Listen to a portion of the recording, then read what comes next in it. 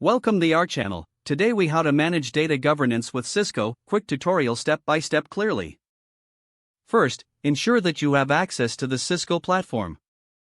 Log into your Cisco account using your credentials. Navigate to the data governance dashboard from the main menu. Familiarize yourself with the interface and the available options. Begin by defining your data governance framework. Identify the key data assets within your organization. Set clear policies and standards for data management. Establish roles and responsibilities for team members involved in data governance. Utilize Cisco's tools to create a data inventory. Integrate metadata management to enhance data quality. Monitor data access and usage to ensure compliance with governance policies. Regularly audit your data practices with Cisco's reporting features. Adjust your data governance policies based on audit findings.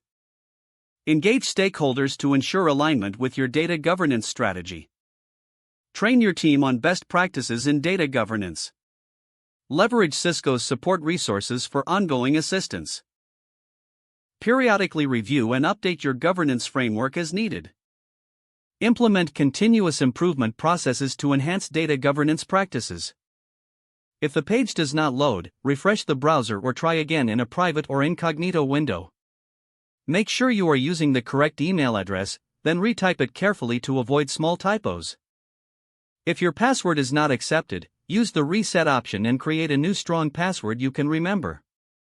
Check your spam folder for verification or security emails, then complete any requested confirmation steps. Enable two-factor authentication if available to improve account security and reduce unauthorized access risk. After signing in, review your profile details so your contact information and settings are accurate and current.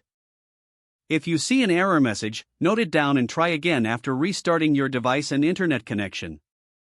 Log out when you finish, especially on shared devices, to keep your account and payment information secure. If the page does not load, refresh the browser or try again in a private or incognito window.